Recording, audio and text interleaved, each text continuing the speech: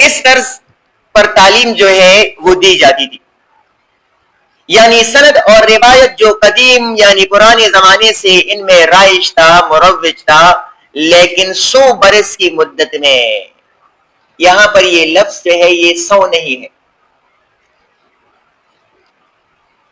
یہ ہم بھی بعض اوقات غلط پڑھاتے ہیں، 100 پڑھاتے ہیں، لیکن یہاں پر یہ لفظ جو ہے یہ 100 نہیں ہے، بلکہ یہ ہے 100 چند یا کئی. 100 سے مراد ہے چند یا کئی، مینی. کئی تو کئی 10 بھی ہو سکتے ہیں، 5 بھی ہو سکتے ہیں اور 50 بھی ہو سکتے ہیں، لیکن یہ 100 نہیں ہے، 100. لیکن 100 برس سال، کئی سال کی مدت یعنی زمانے میں تمدن بہت کچھ ترقی کر گیا. طرز تعلیم اس سے پہلے کیا تھا جو میں نے بتایا، اس سے کئی سال بعد، 100 برس بعد یعنی کئی سال بعد تمدن میں تبدیلیاں پیدا ہوئی. تمدن طرز معاشرت میں، معاشرے میں زندگی گزارنے کے اصول جو ہے، طریقہ کار جو ہے وہ تبدیل ہو گیا. لوگ ماڈرن ہوتے جا رہے ہیں، لہذا لوگ ماڈرن ہو گئے، زندگی گزارنے کی اصول تبدیل ہو گئی وقت کے ساتھ ساتھ. تو کیا ہوا، اور اسی نسبت سے یعنی وجہ سے تعلیم بھی زیادہ وسیع پھیلا اور مرتب و باقاعدہ ہو چلی. اور مرتب اس سے پہلے حافظے سے تعلق ہوتی تعلیم کا. اب تعلیم جو ہے وہ مرتب ترتیب میں سامنے آ گئی، ترتیب وار ہو گئی، اور باقاعدہ اس کے لیے اصول یا قاعدہ بنایا گیا، اتھینٹک اصول بنائے گئے. اب تعلیم کا تعلق جو ہے وہ حافظے سے نہ رہا، بلکہ ان کے لیے اصول بنائے گئے. اس دور یعنی زمانے میں جن علوم کو رواج عام حاصل ہوا، رواج عام شہرت یا پذیرائی حاصل ہوئی، وہ علوم کون کون سے تھے؟ کون کون سی علوم پڑھانے لگے؟ نحو، اس کا صحیح تلفظ ہے نحو. علم صرف، عربی والے جو ہمارے علماء صاحبان ہیں وہ ان کا تلفظ اختیار کرتے ہیں کہ گرامر ہے، ایک گرامر نہیں، گرامر یا قواعد جس کو ہم اردو میں کہتے ہیں. گرامر کے 2 بڑے حصے ہیں، ایک کو کہتے ہیں علم صرف اور دوسرے کو ہم اردو میں کہتے ہیں علم نحو یا علم نحو. اصل تلفظ ہے علم نحو، لیکن اس کو ہم غلط العام جو ہے وہ علم نحو بولتے ہیں. چلو ٹھیک ہے، علم نحو کہیے. علماء صاحبان اس کا تلفظ اختیار کرتے ہیں علم الصرف اور علم النحو. اچھا، علم صرف کا تعلق جو ہے یہ لفظ کے ساتھ ہے، لفظ سے مزید الفاظ بنتے ہیں، اپنے معنی اور مفاہیم جو ہے وہ چینج کرتے ہیں. والد، ولد، ولدیت، ولادت، مولود، یہ ایک لفظ سے مختلف الفاظ نکلے ہیں. لہذا اس علم کو ایک لفظ سے جب مختلف الفاظ نکلتے ہیں اور پھر اس کے معنی بدلتے ہیں، اس علم کو علم صرف کہتے ہیں. علم صرف جو ہے اس کا مطالعہ کرتا ہے، یہ اسٹڈی کرتا ہے کس چیز کو؟ لفظ کو، ورڈ کو. اور علم نحو یا علم النحو جو ہے یہ مطالعہ کرتا ہے جملے کا، سینٹینس کا، جملے کے پارٹس کا، کہ جملہ کس طرح بنائیں گے، اردو میں کس طرح جملہ بنائیں گے اور انگریزی میں کس طرح بنائیں گے. اردو میں دیکھیں، میں کالج جاتا ہوں، میں سبجیکٹ، کالج آبجیکٹ، جانا ورب. اور انگریزی میں دیکھیں، وہاں طریقہ کار یا ترتیب جو ہے وہ اس سے مختلف ہے. I go to college, I subject, go verb. وہاں پر آبجیکٹ تھا، یہاں پر ورب ہے. کالج آبجیکٹ، تو یہ طریقہ کار مختلف ہے. اچھا یہ الفاظ کی جو ترتیب ہوتی ہے جملے میں، یہ کس چیز کا کام ہے؟ علم نحو کا. تو وہ نحو معنی، الفاظ کے جو معنی ہوتے ہیں، جس طرح میں آپ کو معنی بتا دیتا ہوں، یہ علوم پڑھائی جاتی تھی اس وقت. لغت، ڈکشنری، فقہ کو اصول اسلامی کہتے ہیں، اور یہ چار ہیں. اس میں چار چیزیں شامل ہیں. یہ اسلامیات کے ٹاپکس ہیں. سب سے پہلے اس میں قرآن مجید شامل ہے، پھر احادیث مبارکہ، پھر اس کے بعد اجماع، اور پھر قیاس. سمجھنے کی کوشش کریں. علماء سے یہ سیکھنا چاہیے، لیکن یہ لفظ اردو کی کتاب میں آیا ہوا ہے تو سمجھنے کی کوشش کریں. فقہ وہ اصول ہے اسلام کی. جب آپ کی زندگی میں کوئی مسئلہ آ جاتا ہے تو اس مسئلے کا حل جو ہے وہ آپ فقہی اصولوں میں دیکھیں گے، پرکھیں گے. اور فقہی اصول چار ہیں. اگر آپ کو کوئی مسئلہ درپیش ہوا تو آپ قرآن پاک میں دیکھیں، قرآن پاک میں اس مسئلے کا حل وہ کیا ہے، سلوشن کیا ہے. تو ہو سکتا ہے کہ ایک بندہ ہے، ایک عالم ہے، اس کا زیادہ مطالعہ نہیں ہے، لہذا اس کو اس مسئلے کا حل قرآن پاک میں نظر نہیں آیا.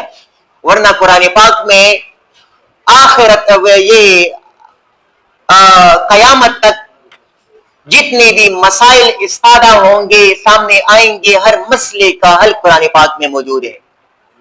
لیکن اگر کسی کو اس مسئلے کا حل نظر نہیں آیا تو یہ اس کے علم میں کمی ہے نا. لہٰذا یہ بندہ پھر احادیث مبارکہ دیکھے گا. احادیث مبارکہ کیا ہے؟ یہ قرآن مجید کی تشریح اور توضیح حضور پاک نے کی ہے. یہ کتاب آپ کے سامنے موجود ہے، اس کی میں وضاحت کر رہا ہوں، آپ کو سمجھانے کی کوشش کر رہا ہوں. حضور پاک نے قرآن کو سمجھانے کی کوشش کی ہے آپ کو. لیکن اس کے باوجود اگر آپ کا علم اتنا نہیں ہے کہ آپ کو احادیث مبارکہ میں بھی اپنے مسئلے کا حل جو ہے وہ نظر نہیں آیا، تو پھر کیا کریں گے؟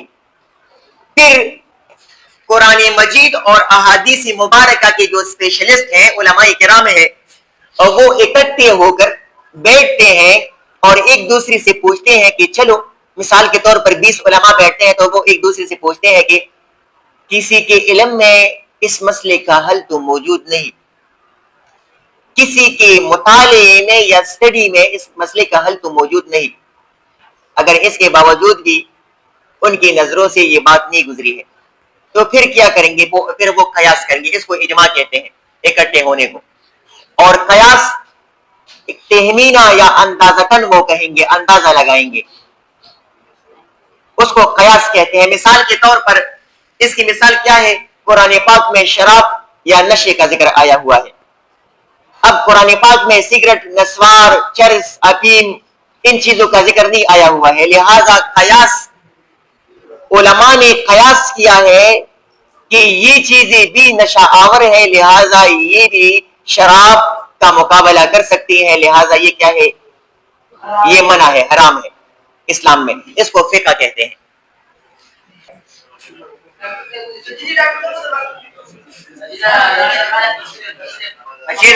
سبق لگتا سے لگا بورنگ دی او پہلے سبق جو خدا ته ګورتا ست خپل هیڅ کی بات دی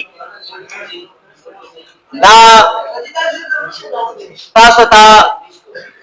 تاسو دا علم او تاسو د پخوانی وخت کم دینو هیستوري په چې دا علم دا سبقونه چې کم دی دا د مدرسې دا د کالج دا د سکول سیستم څنګه سٹارټ شوی دی.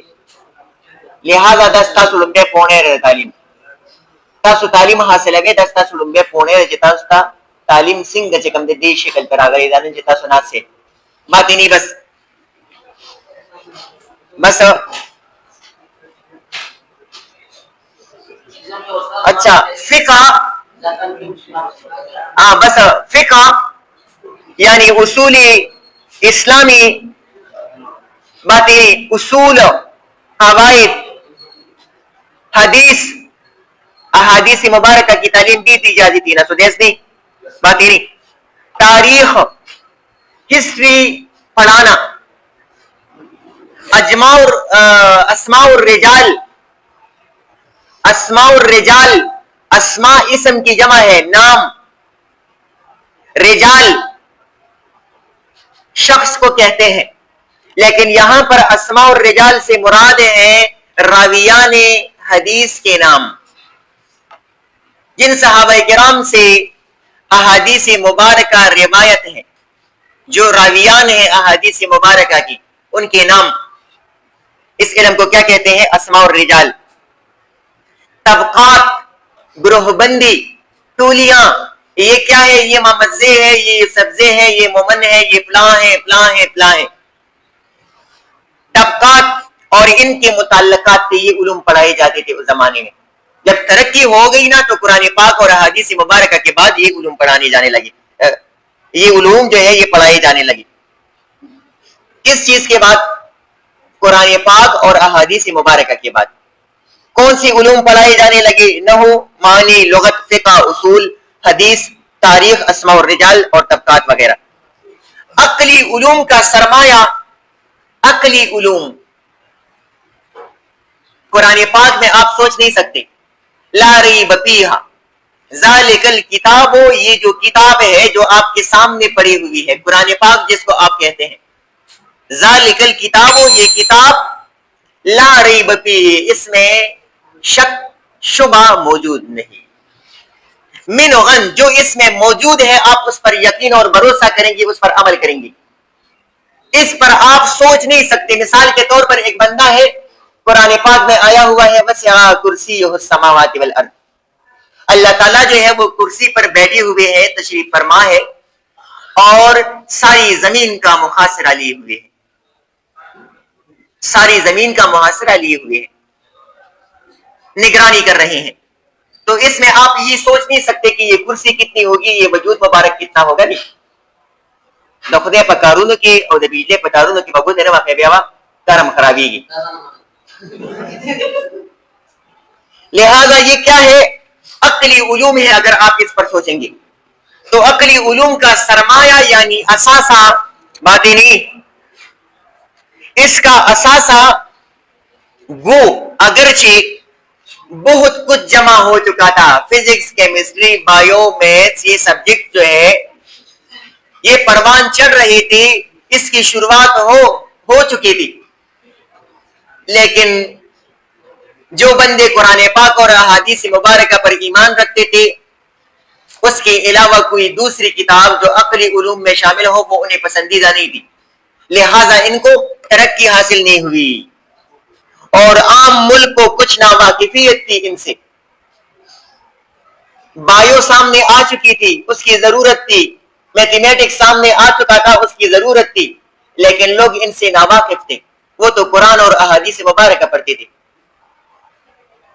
کچھ مذہبی غلط فہمی کی وجہ سے فلسفہ و منطق کے ساتھ ہمدردی نہ تھی، اور مذہبی غلط فہمی یہ تھی کہ وہ لوگ یہ سمجھ رہے تھے کہ چلو ہم کیا کریں گے، صرف اور صرف قرآن اور احادیث مبارکہ پڑھیں گے، اگر اس میں حل موجود ہے زندگی کے مسائل کا تو ہمیں باقی سبجیکٹس کو پڑھنا ہی نہیں چاہیے۔